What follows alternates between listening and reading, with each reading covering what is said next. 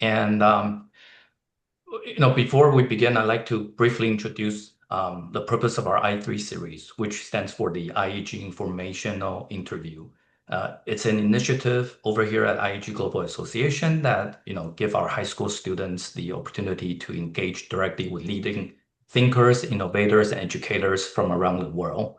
We want to help young people such as Sandy and her classmates to develop their intellectual curiosity and confidence by interacting with experts like yourself who continually push the boundaries of scientific understanding. We're very grateful for your time today, and your willingness to speak with her not only reaches her learning experience, but also inspires the next generation to look outward, imagine boldly, and remain open to the possibility of a much larger universe. So, Sandy, go ahead. The stage is yours. Good morning, Dr. Loeb. Before we get started on the serious questions, I've heard that you do morning runs every day. So I want to ask you, how was your run this morning? Oh, it was great, but it's freezing right now in Boston, Massachusetts. It was -2 degrees Celsius, and Wow. but no snow, so no ice. So I was not risking anything, but I enjoy nature, whatever it brings. And I saw a lot of wild turkeys and birds today. So it's always rewarding to be in the company of nature. Sometimes it's dangerous. Nature is not always accommodating to our wishes, but nevertheless, it's much better than dealing with people. That's so impressive. I don't think I can run in that weather. But I want to introduce myself. So my name is Sandy Guo. I'm currently a junior at Taipei American School, which is located in Taiwan, which is very far away from Boston. I've been really interested in following your work on interstellar objects and your Galileo projects, and also public conversations around the Three-Eye Atlas, which recently has been very, very, very popular. So I want to thank you for spending your time with us today and joining me. I'm really excited to speak with you today about your current research and your perspective on innovation science and how high schoolers in Taiwan or like all around the world can learn from your journey. To start off, could you please explain what Three-Eye Atlas is and why it might be important to high schoolers today? Three-Eye Atlas is the third interstellar object, meaning an object that came from outside the solar system. And we know that it's interstellar, not because it's holding a flag or, that it came from some other star, but because it's moving too fast to be bound by gravity to the sun.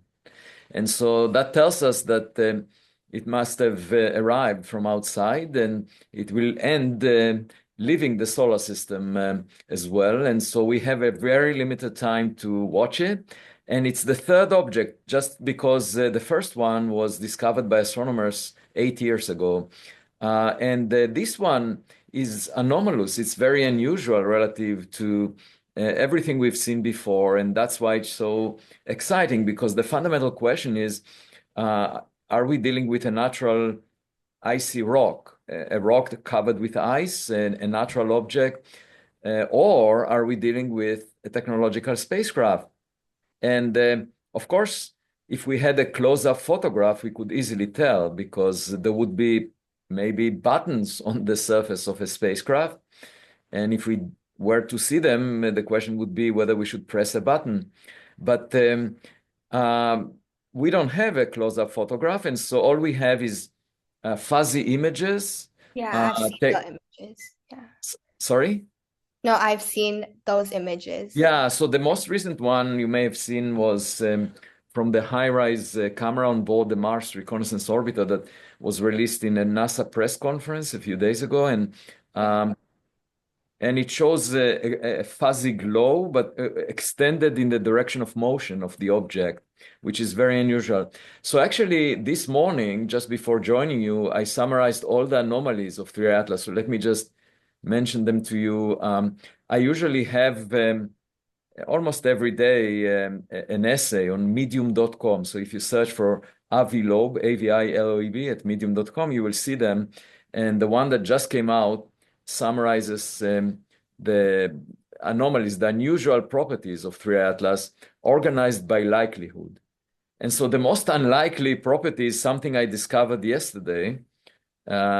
when I realized that actually 3i Atlas will get closest to Jupiter on March 16, 2025, and it will arrive exactly at a distance from Jupiter where Jupiter's gravity dominates over the sun's gravity.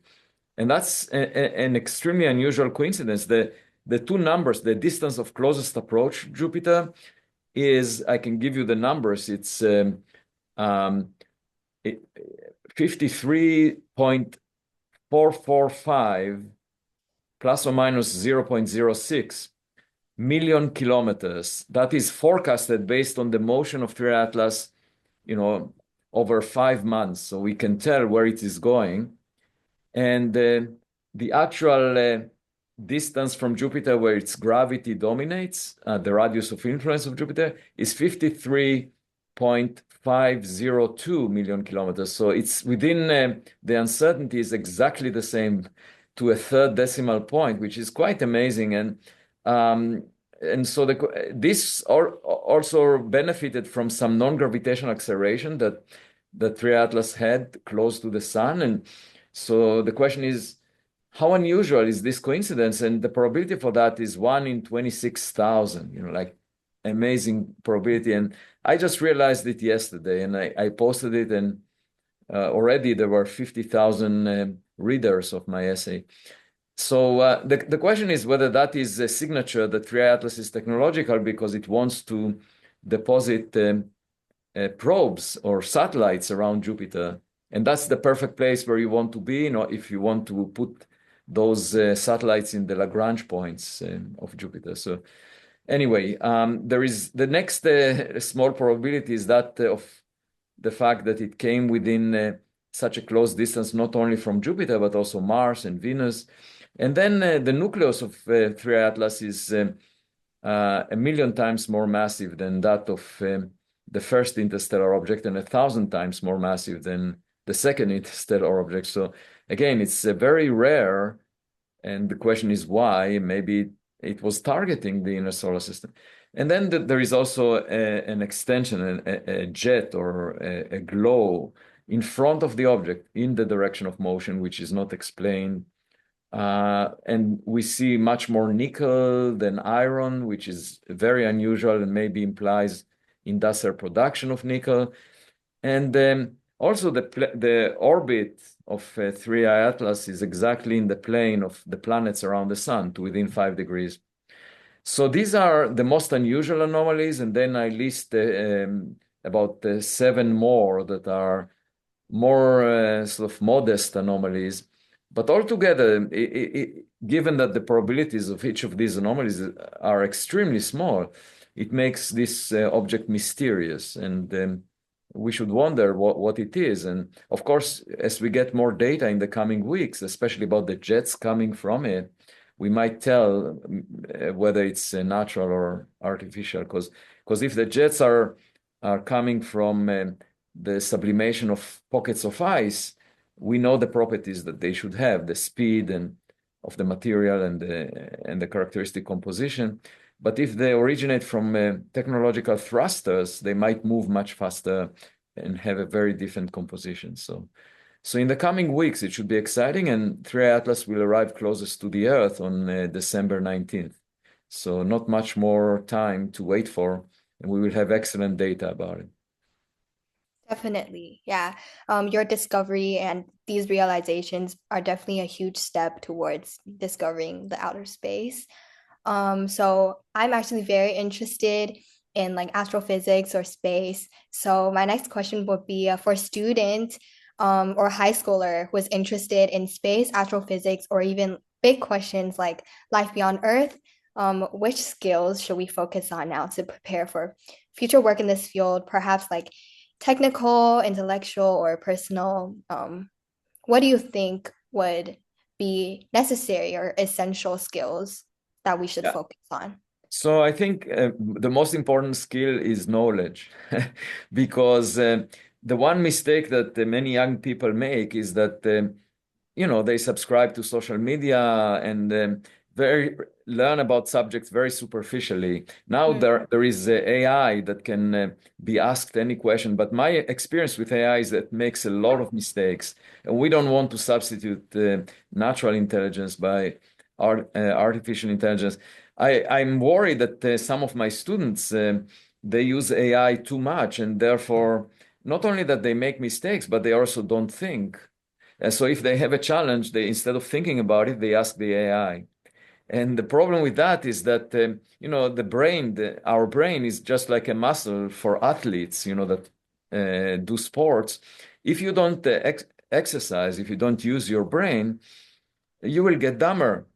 So it's not a good idea to use AI because not only the mistakes, but also your brain is not developing as much as it could have if you were to think about the problems yourself. So the first advice that I have is to minimize as much as possible relying on AI, although it's very tempting right now, and also social media. But in terms of skills, other than knowledge that you learn yourself from primary sources, just go to the source. Don't go to AI to ask about it. Just go to the sources. The source that is most important in the context of studying the universe is books about astrophysics. And also, if you read my essay on medium.com, you can learn some, because I'm trying to bring some physics into the discussion. So whatever you read will always be very helpful for you because you'll get perspective about the universe. What do we know? What are the big questions? And of course, if you have a class in physics or astrophysics, take it, and you will just develop the skills that you need to address the most important questions. And then when you go to college, take courses that relate to astrophysics, physics. They will serve you well, even if you do anything that you do. Actually, it will guide you how to think like a detective, in a way that is scientific. You rely on the evidence, the clues, and then you follow from that. And you have to use all the knowledge that we already have about physics, in interpreting new phenomena. But the most important thing is not to abandon your childhood curiosity. Always stay curious. Never pretend to be the adult in the room that knows everything. And also think about outside the box, things that other people are not suggesting or thinking about. That's very important. That's a very important skill. Yeah, I completely agree about your point on don't rely on AI too much because as high schoolers today, it is very tempting for us. And lots of my peers around me have been relying on it like too much. The other risk I should have mentioned is that people substitute real connections with humans. Like they have AI friends, an AI friend, and that's not there is no substitute to actual connection to humans. The problem with connection to a machine like AI, first of all, who knows? It may introduce toxicity, things that are not healthy for you. But also, it makes you think in ways that make other people, you put them in categories that are not real. Like, you can hate some people a lot because the AI tells you to hate them. That's really bad. And you see the effect of that on people. Because when you know a person, you can never, if you understand the person, you can never hate the person. You can sort of understand where that person is coming from and maybe try to explain what that is wrong or try to connect. But when you learn about the person from AI, you can hate the person and even want to kill that person. And that's really dangerous. And we see the effects on society every day. So even though I know that, Taiwan is the biggest source of chips and an extremely important technological hub, I'm sure it's very tempting to connect to the products of these chips, the AI systems, but I would highly advise to connect to people. People are much more important than machines. Yeah, I completely agree. Your background is Israeli American, and at Harvard University right now. You moved a lot between different cultures and institutions. So I'm very curious about how have your culture or educational experience influenced how you approach science and big questions? So that would be Yeah, my next that's the question. next excellent question. And, you know, you can think on, for example, the analogy with a flower. You see a beautiful flower, and where did that come from? Well, the flower used all the materials that were in the soil in order to, but it used those materials in a very special way, based on the DNA of the flower, and so whatever you see in me is a result of me processing what I encountered in my life, and so the culture that I grew up in is very important. But I selected things, because I don't like everything that I see, and I have to select what I like. But in terms of the beginning, I always was interested in the big questions, and I grew up as a kid. I grew up in Israel, and I was very interested in philosophy. I read a lot of philosophy books, uh, but I also noticed, what the Jewish religion is talking about, in terms of, um, what should we wish for? Like there is this idea of the Messiah coming to save humanity from all the problems we have. We have wars, and maybe, the Messiah will bring peace and prosperity. And there is this wish for a better world. And that's definitely true for me now, that I wish for a better world, because my hope is that when a guest comes to our backyard, a visitor, let's say technological visitor, that it will change our priorities and maybe convince us that we should cooperate on Earth and in a peaceful way, because we are all in the same boat and we should work together. So this idea that I have about a visitor bringing peace to Earth from another star, you can connect that to the way I learned about it from the Jewish idea of the Messiah, which is also obviously, that Christianity also came from that, because Christianity said the Messiah already arrived, Jesus, and he will come back again. But so the whole idea of the Messiah is echoed in the way I think about the benefits that humanity will have from an interstellar visitor. Um, and I really hope so, because right now, if we are left to our own devices, we are really not doing the most intelligent thing. We're wasting so much resources on conflicts, and that's terrible. Yeah, that's very interesting to think about. And how have you connected sciences with humanities? Definitely very inspiring for all of us to think about. So my current interests right now, I think, revolve around like entrepreneurship and innovation. So I see your journey as very inspiring, from your childhood to where you're standing now. So I want to ask, do you see any parallels between innovation in like business or the education field to breakthroughs in science, for example, astrophysics or outer space? And how can students develop innovative thinking in science? Yeah, that's an excellent question. I do see similarities with creativity in anything.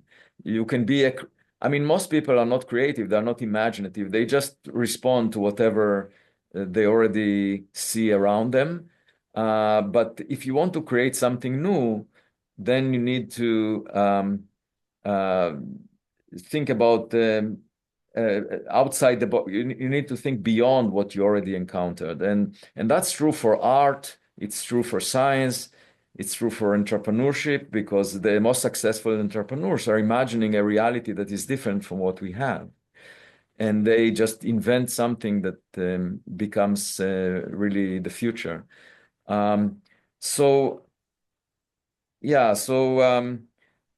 The question is, how do we encourage that, and how do we? So one thing is, of course, not to pay too much attention to what other people say. You develop your own path, and the analogy I usually make is with seashells on the beach. When you look at the seashells on the beach, the young ones are usually colorful, because the older ones rubbed against each other and lost their colors.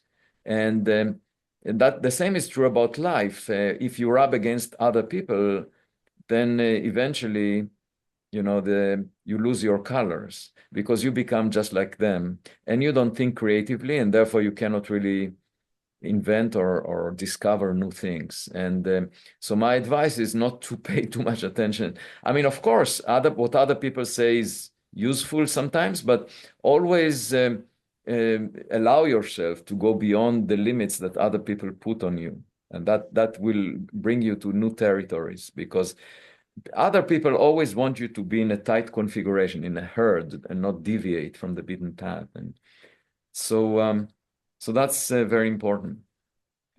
I really enjoy your analogies about the flower and the seashells. They're very interesting to think about because I've never thought about these questions in these ways. And the next question I'm very, very excited and curious to ask is that if Earth would truly encounter alien technology, in your opinion, what would be the most impactful or the immediate impact be on like humanity or socially or psychologically? Like, what do you think will be the biggest change, the biggest impact? Yeah, the biggest impact is we might, I mean, obviously we don't know, but it's very likely that if they arrive to our backyard before we arrive to their backyard, that they're much more advanced than we are. So another way to think of it is there are better students in the class of intelligent civilizations. So when you have a better student in your class, what do? You look at them and you learn from them. And so we might learn about new science, new technologies. It will be, if we meet a superhuman intelligence, it's just like witnessing a miracle. Like in traditional religions, the idea of God was that it's a superhuman entity. And so if we meet aliens and they are more advanced than we are, they would be superhuman. They will have capabilities that go beyond what we can imagine. And as a result, we might have some awe, a sense of awe and admiration for how do they do that, and how do they accomplish things, and how do they think much better than we do, and things like that. So I think it will be an opportunity for us to grow, to become better. And that, I think, will be the biggest step forward, because once Oscar Wilde said that imitation is the sincerest form of flattery. And when someone tries to imitate you, you should be flattered. And so what would happen is if we see someone more accomplished than we are, it's like a sibling in our family that is more accomplished, then we might try to imitate them. And that will bring us to a better future, because I'm not happy with the way we behave right now. And if you just read the news, and I feel as if I'm attending a party where the attendees are misbehaving. When you read the news, it looks like people are most of the time misbehaving. And my hope is that when a new guest will come to the party, it will change the situation. Happen really soon, and we're definitely getting really close to alien technology. So what you're doing is definitely very impactful to us. Thank you. Finally, I think you touched up a lot on this already, but if you could send one message to young students, high schoolers all around the world that are curious but maybe unsure about the path of science, what would you tell them? What would be an inspiring message? My message would be, keep your childhood curiosity. Just remain as close as possible to your inner child. Because the worst thing that I found when I became an adult is that other adults are trying to pretend that they know answers to questions that they have no idea about. And that was also clear in the press conference from NASA. People, in order to maintain their stature and their respect, they don't take risks. They're not willing to admit what they don't know because they want other people to think more highly of them. And that is a problem, because we better be honest. When I look at a person, I usually try to find the inner child in them. Even the worst people, you can sort of see where they come from. They are frustrated. They don't have self-confidence. They have some psychological problem, but you can see them as a kid. And I imagine every person as a kid, and I then can understand them and forgive if they do anything inappropriate, because I think it would have been much better if all of us remained just like kids, and admitted when we don't know something, admitted our ignorance, not necessarily showing off, trying to just enjoy life together and understand things we don't understand. That's a description of my childhood, and I really enjoyed that. But when I became an adult, I started to suffer because other people stopped doing that. I refused to become the adult in the room. And so my advice to the young kids is to maintain their childhood curiosity and stay honest and take risks in order to figure out the world, because we live for a short time. So let's make the best out of it. And I think the future will be much better than the past. That's the other thing you should always think about, that all the sufferings that we had in the past could be avoided if we behave better. So that's my message. A close friend of mine, Uh-huh. when I asked him, does he believe in aliens? So his response to me was, I think he put it really well. The universe would be an incredible waste if it were created only for us, Earthlings. But also, it would be extremely disappointing if we are the pinnacle of creation. I think that once we find out there are others more accomplished than us, we would realize how much more there is for us to do, and so it would be really disappointing if Elon Musk is the most accomplished space entrepreneur since the Big Bang, for example. Yes. So yeah, I completely agree with that, and I hope, the problem is we haven't really searched, so now I hope something will change. And what you said actually was said to me on Friday. I don't know if you know the former Speaker of the House, Newt Gingrich. Do you know this man? New Greenwich, Yeah. yes. So he contacted me a few days ago, wanted to have a podcast, a conversation with me for 30 minutes. And Yeah. then he said exactly what you said. He said that I opened up the conversation about space in a way that was never done before. So he wanted to thank me for that. And, I didn't intend to do that, but it happened. So I'm very glad that, Yeah. You're very, very impactful. And before we conclude our I3 series, are you still rating 3i Atlas as a 4 out of 10 on the Loeb scale? Yeah. Well, yeah, I'm sure that someone will ask me that about after I posted this morning the list of anomalies. Yeah, I'm torn because now it looks like there are even more anomalies. And on the other hand, we will have a lot of data in the coming weeks. So I'm hesitant to say something right now. It's better to wait a few weeks and then say something. So I'm just waiting for more data. But definitely it didn't go down from 4. Yeah. Okay. Yeah. So yeah, I wanted to thank you very much for inviting me. That was a wonderful conversation, Sandy. And there are people in my grade talking about space. This is not really, it's very, very interesting, like the topic that you brought today. yeah, I'm really glad. That's my biggest reward, that young kids are discussing it and want to become scientists. Definitely. Yeah, and I get a lot of email messages about that. And so this is the best gift that I can get, that I was able to attract young people to solve the problems that we didn't solve yet. So Yes. Thank you, Dr. Loeb. Thank you Thank so much you. for your And time I'm today. so excited for the new data's coming out. I would definitely be thank you. And looking forward to I will them. keep you posted. If you check my blog on medium.com, Yes. you will get the latest updates. Yes. Will do. Thank you, Dr. Loeb, for your time. Thank you so much for your time. Bye-bye. Bye.